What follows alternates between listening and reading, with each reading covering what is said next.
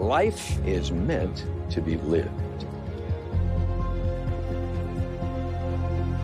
Welcome, friends, new and old. We're back this week talking about Quantum Leap Season 2 of the Revival series, Episode 4. This one's entitled The Lonely Hearts Club. Before we go any further, be warned because spoilers will lie ahead.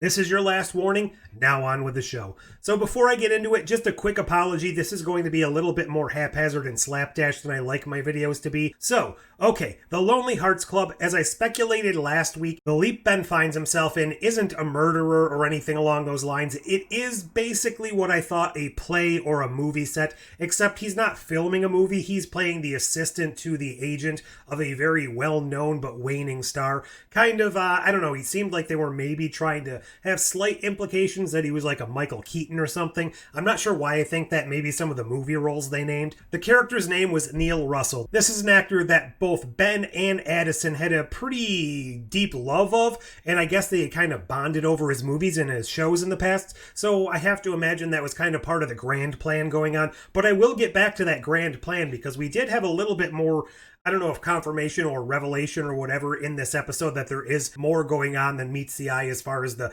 mundane, grounded scientific level. So I do like that that fact is kind of trickling back into the show. But overall, the Leap story and the ongoing drama between Ben and Addison were very much mirrored here, and they're intrinsically tied together, which was obviously the point. This Lonely Hearts Club wasn't just about Neil. It's obviously about Ben, and I guess to a lesser extent about Addison, although her loneliness is less important here because specifically she has found someone new, even though she did have to go through that off screen during the 3 years. But the main crux of the storyline is this guy, Neil, originally dies in the main timeline. It may be self-inflicted, it may be due to an accident because his life wasn't going as planned, but Ben is here to prevent that in his own way. So the main mission is just to get this guy to the Tonight Show and everything will work its way out. Ben, obviously feeling all sorts of feelings because of the situation with Addison, decides that, you know what, no, true love is the answer. Romantic gestures.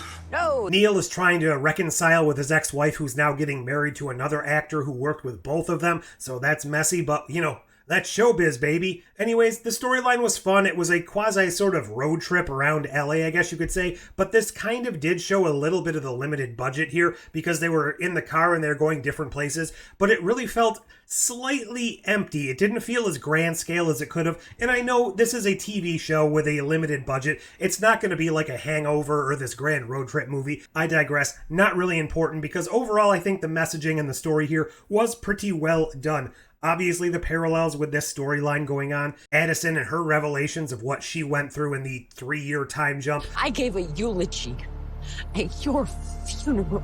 Although, we do get a scene later on where Ben confronts her once again. I jumped through time and space to save you. You couldn't wait 3 years. So I do feel a little bit more, I don't know what the word is, a little bit more coming towards the viewpoint Addison has, but it really didn't do enough. I still definitely side with Ben here, and I don't know if we're supposed to be feeling like both sides make sense. They're trying to play that up as far as Ben realizes that. Addison also realizes Ben has a point, but I personally can't get over the fact that Ben seemingly is more in the right here. But I do have to imagine that's mostly due to the fact that he's the protagonist, he is the viewpoint character, so of course we're going to want to side with him because we are seeing things, in essence, through his eyes. We also get a third little tertiary plot here about the ongoing mystery between Ian and Jen, although Jen has precious little to do. Again, I don't know why she is almost always wasted in the show, she's just kind of there. She seems to be up to something in this episode, building a firewall, so fingers crossed that comes back into play a little bit down the line, but we find out that during this little leap in time, Ian kind of sort of got back together with, and I'm not entirely sure what she is at this point, married, dating, just together, I don't know. That wasn't necessarily 100% confirmed here, but that woman that we saw back in the first season, and she is part of this big tech company, so Ian had asked if she was able to kind of get in there and have this special microchip created to put into the Quantum Leap program. It does add more power usage, which leads them to find out that there's actually this little program going on that's broadcasting Ziggy's data back to this shady corporation. Whether or not that ties into the evil Leapers, Martinez, some other government conspiracy, something we haven't yet learned, I don't know. It's clearly going somewhere. I am interested in that. I didn't necessarily buy the scene between Ian and, forgive me, I forgot her name. It just felt a little bit expositionally forced, if you know what I mean. When we got back together, we agreed that was between you and him. I know. You needed someone to make you the most powerful chip on Earth. I introduced you to my boss. That's the extent of my involvement. Instead of organically letting us infer and figure out what these characters are to each other at this point, it was filled with a lot of, you know, I remember you told me when we decided to get back together that we kind of came to this conclusion together. They're telling each other things that they know. They're expositing the situation to each other instead of having an organic conversation. And that was 100% just to kind of fill in the gaps for us, the audience, and just move past that really quickly. I know it's a shorthand. I know it's done all the time. I'm not going to ding this show for doing something that every show does, but it really did stick out like a sore thumb in a scene that was kind of filled with a little bit of conspiracy that I would have appreciated to sit back and actually experience a little bit more and a little bit better. We also discover a few things in this episode that tie back into what could potentially possibly go on in the future. There is a great scene where Magic kind of gets together the group of characters that are in the Quantum Leap facility to read through the autobiography of the Neil Russell character. This is something that also seems a little bit wishy-washy in the current setup of Quantum Leap. In the original, we didn't really spend any day-to-day time with the Quantum Leap facility for the most part. We saw Al, we interacted with Al, but we were never in the facility to witness changes to the timeline. So we see in this episode, because of what Ben is able to accomplish in the Leap, history now records that obviously Neil Russell was saved. He didn't die in 2000. He went on to film 7 New Neil Russell movies to watch. We.